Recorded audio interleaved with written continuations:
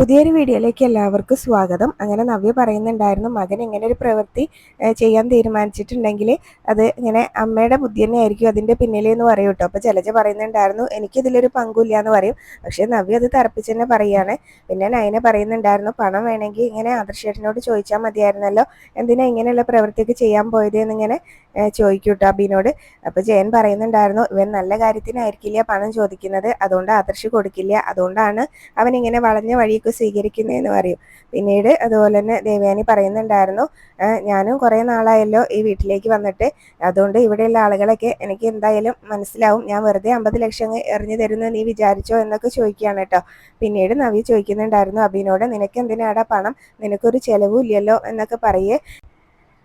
ഇവനെപ്പോലെ ഒരു കുട്ടിയായിരിക്കുമല്ലോ എൻ്റെ വയറ്റിലുള്ളത്, എല്ലാം എൻ്റെ തെറ്റാണെന്ന് പറയൂ കേട്ടോ. അപ്പോൾ ഏട്ടൻ എന്നെ സ്നേഹിച്ച സമയത്ത് അനിയനാണ് സ്മാർട്ട് എന്ന് ഇവൻ വരുത്തി തീർത്തു, അതുകൊണ്ട് ആ സമയത്ത് എൻ്റെ സ്വഭാവം കുറച്ച് കുഴപ്പമായതുകൊണ്ട് ഞാനതങ്ങ് വിശ്വസിച്ച് ഇവനങ്ങ് സ്നേഹിച്ചു, എല്ലാം എൻ്റെ തെറ്റാണ് എന്നൊക്കെ ഇങ്ങനെ നവ്യ പറയുന്നുണ്ടായിരുന്നേ. അതിനുശേഷം ദേവയാനിയാണെങ്കിലും ജലജേനെ വഴക്ക് പറയുന്നുണ്ടായിരുന്നു, നിന്റെ മകൻ ഇങ്ങനെ തെറ്റ് ചെയ്യുന്നതിൽ നിനക്കൊരു പങ്കുണ്ട് എന്ന് പറയട്ടെ. അപ്പോൾ ഞാൻ ഈ കാര്യങ്ങളൊന്നും അറിഞ്ഞിട്ടില്ല എന്നൊക്കെ പറയുന്നുണ്ട് ജലജയാണെങ്കിലും. പക്ഷേ ജലജേനെയും കുറ്റപ്പെടുത്തുന്നുണ്ട് ദേവയാനി. നവ്യാണെങ്കിലും ഇങ്ങനെ പറയുന്നുണ്ടായിരുന്നു, ഇങ്ങനെ മുത്തശ്ശനെ പോലെയുള്ള ആളുകളാണ് ഈ കുടുംബത്തിലുള്ളത്, എന്നിട്ട് ഇവൻ മാത്രം എന്താ ഇങ്ങനെ ആയിപ്പോയത് എന്നൊക്കെ ചോദിക്കും കേട്ടോ. അപ്പോൾ അതിനുള്ള കാരണം ഇതാ നിൽക്കുന്നു എന്ന് പറഞ്ഞിട്ട് മുത്തശ്ശി ജലജേനെ കാണിച്ചു കൊടുക്കുകയാണ്. ഇങ്ങനെ ഇവിടെ ഒറ്റ ഒരുത്തിയാണ് അവനെ ഇങ്ങനെ ആക്കിയത് എന്നൊക്കെ പറഞ്ഞിട്ട് ജലജേനെ കുറ്റപ്പെടുത്തുകയാണ്. അതിനുശേഷം പിന്നീട് ഇങ്ങനെ ജയനാണെങ്കിലും പറയുന്നുണ്ടായിരുന്നു, ആദർശിനെ കണ്ടാണ് അനിയും ഒക്കെ പഠിച്ചത്, പക്ഷേ ഇവൻ മാത്രം ഇങ്ങനെ ആയിപ്പോയി എന്നൊക്കെ പറഞ്ഞിട്ട് അബിനെ നന്നായിട്ട് കുറ്റപ്പെടുത്തി സംസാരിക്കുന്നുണ്ട്. അബി അവിടുന്ന് അങ്ങ് പോകാനായിട്ട് തുടങ്ങുന്ന സമയത്തും ജയൻ പറയുന്നുണ്ടായിരുന്നു കേട്ടോ, ഇങ്ങനെ പിടിച്ചു നിർത്തി പറയുന്നുണ്ടായിരുന്നു, ഇനി ഇതുപോലുള്ള തെറ്റുകൾ ആവർത്തിക്കരുത് എന്നൊക്കെ പറഞ്ഞ് താക്കീത് ചെയ്തിട്ടാണ് കേട്ടോ വിടുന്നത്. പിന്നീട് ജലജി അവിടുന്ന് അങ്ങ് പോവാണ്. പിന്നെ അവരൊക്കെ അങ്ങ് പോയി കഴിയുമ്പോൾ മുത്തശ്ശി ദേവയാനിയോട് പറയുന്നുണ്ടായിരുന്നു, ഇതുവരെ ഞങ്ങളൊക്കെ ഭയങ്കര ടെൻഷനിലായിരുന്നു, നീ ഇങ്ങനെ ഏതെങ്കിലും പെൺകുട്ടികൾക്ക് 50 ലക്ഷം കൊണ്ടുപോയി കൊടുക്കുമോ എന്നുള്ള പേടിയിലായിരുന്നു ഞങ്ങൾ എന്നൊക്കെ ഇങ്ങനെ പറയുകയാണെ.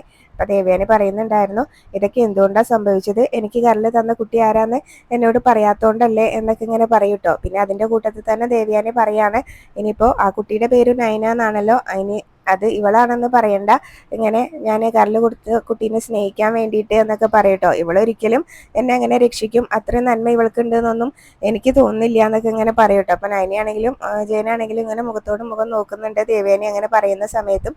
പിന്നെ മുത്തശ്ശിയാണെങ്കിലും പറയാണ്, ചിലപ്പോൾ നിന്നെ രക്ഷിച്ചാലോ ദേവയാനി എന്നിങ്ങനെ പറയൂട്ടോ.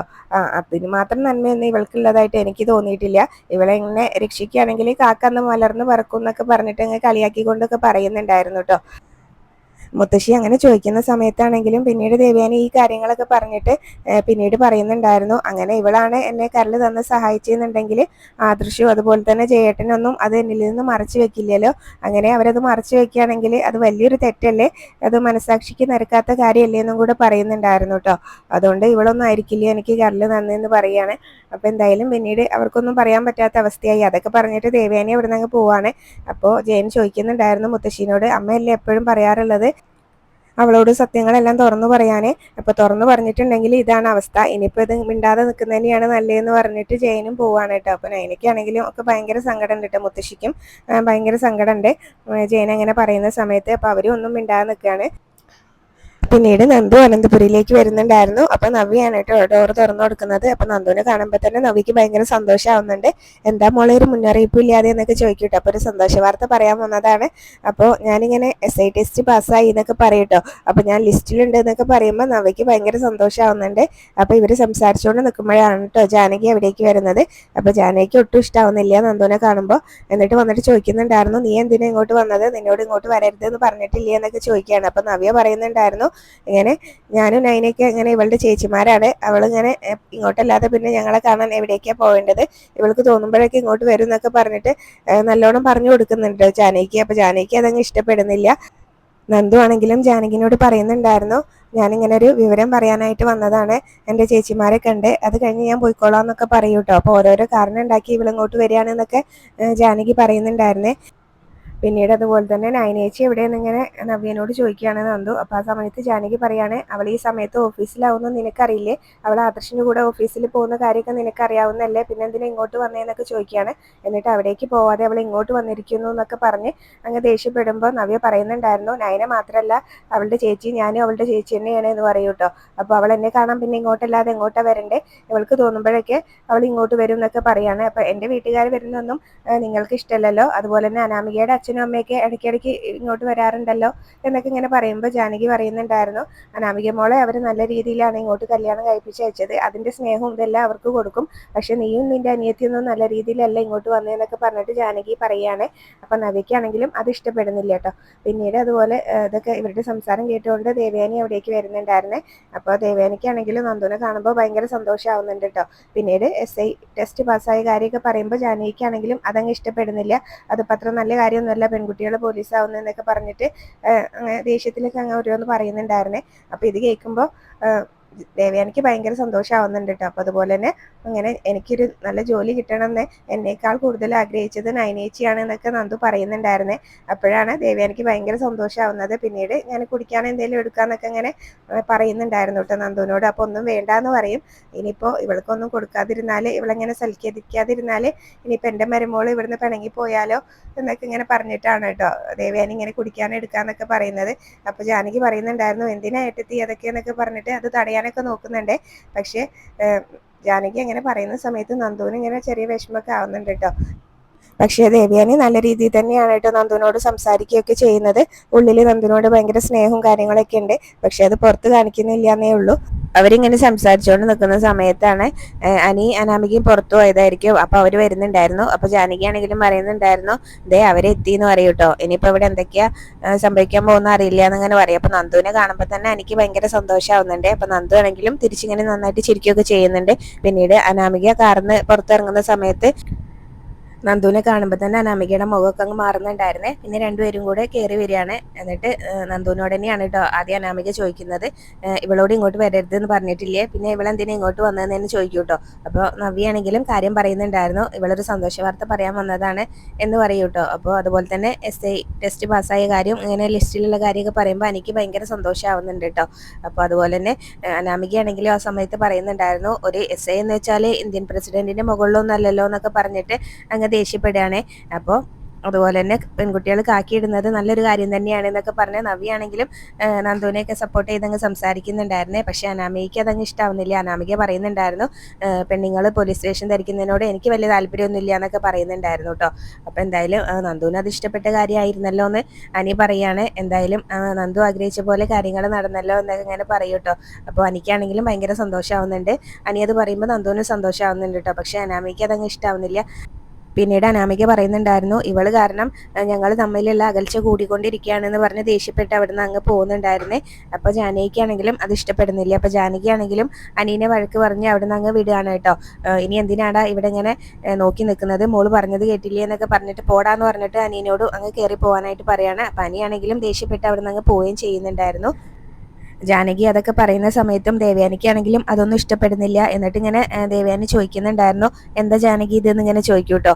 അപ്പോൾ ജാനകി പറയുന്നുണ്ടായിരുന്നു, ഇവള് കാരണം എൻ്റെ മകൻ്റെയും മരുമകളുടെയും ജീവിതം ആകെ ഇങ്ങനെ ഇതാവുകയാണെന്നൊക്കെ ഇങ്ങനെ പറഞ്ഞിട്ട് ജാനകിയാണെങ്കിലും നന്ദുവിനെ കുറ്റപ്പെടുത്തുകയാണ്.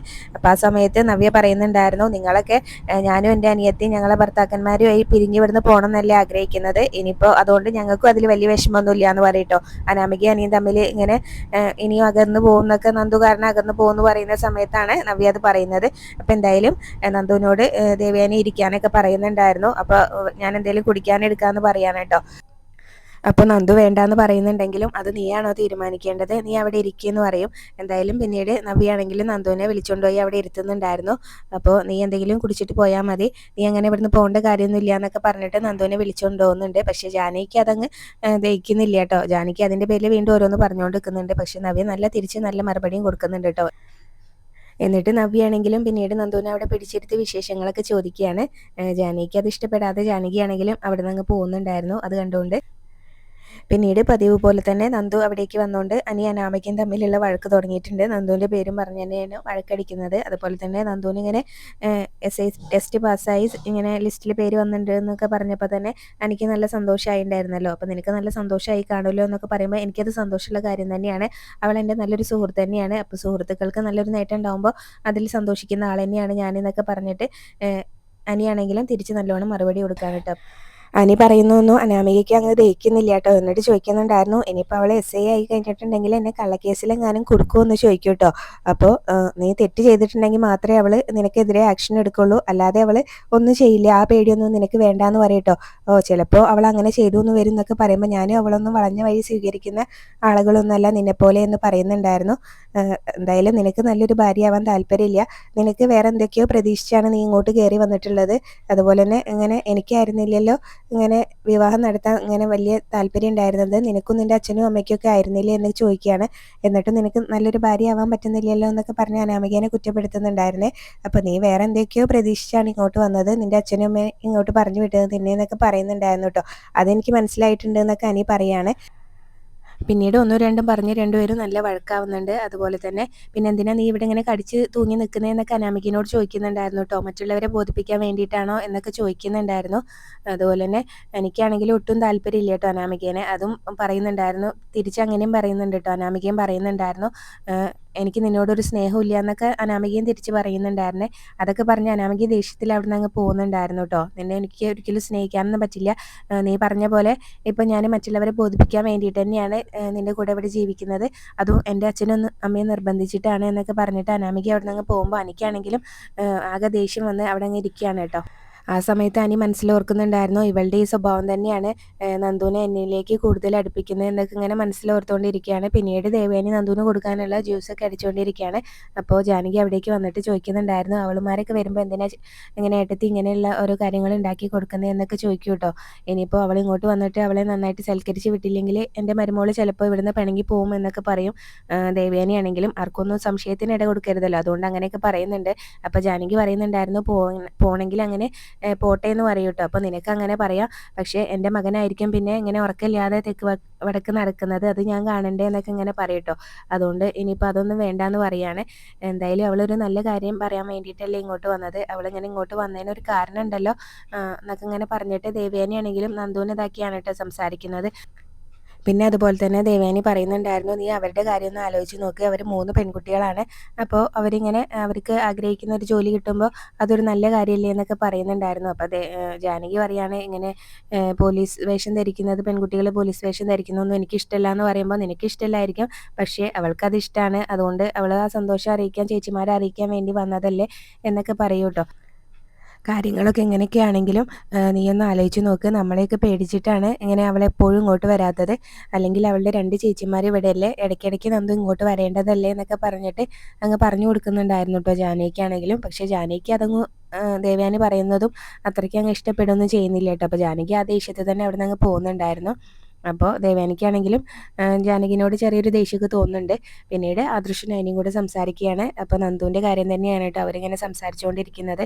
അപ്പോൾ നയനയ്ക്കാണെങ്കിലും അങ്ങനെ നന്ദു ഇങ്ങനെ SI ആവുന്നതും പോലീസ് യൂണിഫോം ധരിക്കുന്നതൊന്നും വലിയ ഇഷ്ടമില്ല കേട്ടോ. നന്ദുവിൻ്റെ സ്വഭാവം കൊണ്ട് തന്നെയാണ് നന്ദു ഇങ്ങനെ ഇങ്ങനെ എന്തെങ്കിലും ആരെങ്കിലും തെറ്റ് ചെയ്തിട്ടുണ്ടെങ്കിൽ പെട്ടെന്ന് അങ്ങ് കയറി പ്രതികരിക്കുന്ന ഒരു സ്വഭാവമാണല്ലോ, അപ്പോൾ അതുകൊണ്ടാണെന്നൊക്കെ പറയുന്നുണ്ടായിരുന്നു. പക്ഷേ അതിനോട് ആദർശ് യോജിക്കുന്നില്ല എന്ന് പറയുന്നുണ്ടായിരുന്നു കേട്ടോ. അപ്പോൾ എന്തായാലും അതിനോട് ഞാൻ യോജിക്കുന്നില്ല എന്ന് ആദർശ് തുറന്ന് പറയുന്നുണ്ടായിരുന്നു. അവൾക്ക് ഇഷ്ടമുള്ള പ്രൊഫഷൻ തന്നെയാണ് തിരഞ്ഞെടുത്തതെന്നൊക്കെ പറഞ്ഞിട്ട് നയനയ്ക്കും ഭയങ്കര സന്തോഷം തന്നെയാണ് കേട്ടോ. ആദർശിനും അങ്ങനെ തന്നെയാണ്. അപ്പോൾ നയന വീട്ടിലേക്ക് പോകും, നവ്യേച്ചി ഓഫീസിലേക്ക് വരാമെന്ന് പറഞ്ഞിട്ടുണ്ട്, ഞങ്ങളൊരു കേക്കൊക്കെ വാങ്ങിച്ചിട്ട് വീട്ടിലേക്ക് പോകും എന്നൊക്കെ ഇങ്ങനെ പറയുന്ന സമയത്ത് അപ്പോൾ ഞാൻ വരണ്ടേന്ന് ആദർശ് ചോദിക്കുകയാണ് കേട്ടോ. അപ്പോൾ ആദർശേട്ടനെ തിരക്കല്ലേ എന്ന് നയന പറയാണ്. പിന്നീട് അവർ ആ കാര്യമൊക്കെ സംസാരിച്ച് കാറിൽ കയറിയിട്ട് അങ്ങ് പോവാണ്. അപ്പോൾ നയനയ്ക്കും ആദർശിനും ഒക്കെ ഭയങ്കര സന്തോഷമുണ്ട് നന്ദുവിന് ഇങ്ങനെ സെലക്ഷൻ കിട്ടിയല്ലോ കേട്ടോ. പിന്നീട് നവ്യയും നയനയും കൂടെ വീട്ടിലേക്ക് ചെല്ലുകയാണ് കേക്കൊക്കെ വാങ്ങിച്ചിട്ട്. അപ്പോൾ ഇവരെ കാണുമ്പോൾ കനയ്ക്കും നന്ദുവിനൊക്കെ ഭയങ്കര സന്തോഷമാവുന്നുണ്ടായിരുന്നു. എന്താ രണ്ടുപേരും ഒരുമിച്ച് എന്നൊക്കെ ഇങ്ങനെ പറഞ്ഞിട്ട് അവർക്കും ഭയങ്കര സന്തോഷമാവാണ്. അപ്പോൾ എന്തായാലും അവർ കേക്കൊക്കെ കണ്ടാണല്ലോ ചെന്നത്, അപ്പോൾ ഒന്ന് ആഘോഷിക്കാമെന്ന് വിചാരിച്ചു എന്നൊക്കെ പറയുകയാണ്. പിന്നീട് നന്ദു ആണെങ്കിലും നയനെ ചെന്ന് കെട്ടിപ്പിടിക്കുന്നുണ്ട്. അപ്പോൾ നവ്യ ചോദിക്കുന്നുണ്ടായിരുന്നു എനിക്കില്ലേ എന്നൊക്കെ ചോദിക്കട്ടെ. അപ്പോൾ നവ്യനെയും ചെന്ന് കെട്ടിപ്പിടിക്കുകയാണ്. അപ്പോൾ അവരെന്തായാലും ഭയങ്കര സന്തോഷത്തിലാണ്. അപ്പോൾ എന്തായാലും ഇതൊന്ന് ആഘോഷിക്കാൻ വേണ്ടിയിട്ട് വന്നതാണ്. എന്നിട്ട് ശില്പി എവിടെയെന്ന് ചോദിക്കും കേട്ടോ. അപ്പോൾ ശില്പി കടയിൽ കടയിൽ ഇങ്ങനെ എല്ലാവർക്കും മധുരം കൊടുക്കാൻ വേണ്ടി പോയതാണ്. ഇപ്പോൾ ഇങ്ങോട്ട് വരുന്ന കനക പറയുകയും ചെയ്യാണ്. പിന്നീട് നവ്യയാണെങ്കിലും നന്ദുവിനോട് പറയുന്നുണ്ടായിരുന്നു, ഇനിയിപ്പം മോള് പോലീസ് യൂണിഫോം ധരിച്ചാൽ നിയമലംഘനം നടത്തുന്നവർക്കെതിരെയൊക്കെ എങ്ങനെ മുഖം നോക്കാതെ നടപടി എടുത്തോണം എന്നൊക്കെ പറയുമ്പോൾ കനക ഇങ്ങനെ കളിയാക്കും കേട്ടോ. ഒരു കാലത്ത് നിയമലംഘനം നടത്തിയിരുന്നവളാണ് ഇപ്പോൾ ഈ പറയുന്നതെന്ന് പറയുമ്പോൾ നവ്യയുടെ മുഖമൊക്കെ അങ്ങ് പെട്ടെന്ന് മാറുന്നുണ്ടായിരുന്നേ. അപ്പോൾ ഞാൻ അങ്ങനെ മാറി, എന്നെ അനന്തപുരിയിലേക്ക് കല്യാണം കഴിച്ചതോടുകൂടി അവിടെ എല്ലാവരും നല്ല ആൾക്കാരാണല്ലോ, അപ്പോൾ അവരെന്നെ മാറ്റിയെടുത്തു എന്നൊക്കെ പറയാണ്. പിന്നെ എൻ്റെ അനിയത്തിമാരുമാണ് എൻ്റെ സ്വഭാവം മാറ്റിയെടുത്തതെന്നൊക്കെ പറയൂ കേട്ടോ. അപ്പോൾ അമ്മയ്ക്കിത് പറയാനുള്ള ഒരു അധികാരവും ഇല്ല. അമ്മയാണ് എന്നെ തെറ്റ് ചെയ്യാനൊക്കെ ഇങ്ങനെ പ്രേരിപ്പിച്ചുകൊണ്ടിരുന്നത്. ഒരു സമയത്ത് ഇങ്ങനെ കോടീശ്വരന്മാരുടെ പിന്നാലെയാണല്ലോ അമ്മ നടന്നിരുന്നതെന്നൊക്കെ ഇങ്ങനെ പറയും കേട്ടോ. അപ്പോൾ കനയ്ക്ക് അതങ്ങ് വല്ലാതെ ആവുന്നുണ്ട്. അപ്പോൾ എന്നിട്ട് പറയും, ഞാൻ ആ സ്വഭാവമൊക്കെ മാറ്റിയല്ലേ മോളെ എന്ന് പറയും. അപ്പോൾ എന്നാൽ പിന്നെ ഞാനും എൻ്റെ സ്വഭാവം മാറ്റിയെന്ന് അതുപോലെ നവ്യം പറയാൻ കേട്ടോ. അപ്പോൾ എല്ലാവരും നിന്ന് ചിരിക്കുകയൊക്കെ ചെയ്യുന്നുണ്ട്. പിന്നീട് നന്ദുവിനോട് പറയുന്നുണ്ടായിരുന്നു, ഇനിയും ടെസ്റ്റ് എഴുതി അതിൻ്റെ മുകളിലേക്കുള്ള പോസ്റ്റിലേക്ക് പോകണം എന്നൊക്കെ പറയാണ്. പിന്നീട് ഇനിയിപ്പോൾ നീ ഇങ്ങനെ SA ആയിട്ട് വേണം എനിക്ക് ചിലരോട് പകരം ചോദിക്കാൻ, അത് വേറെ ആരോടും അല്ല, എൻ്റെ അമ്മായിയമ്മേനോടും എൻ്റെ ഭർത്താവിനോടൊക്കെ തന്നെയാണ് എന്ന് പറയൂട്ടെ നവ്യ. അപ്പോൾ അവിടെയാണ് ഇന്നത്തെ എപ്പിസോഡ് അവസാനിച്ചത്.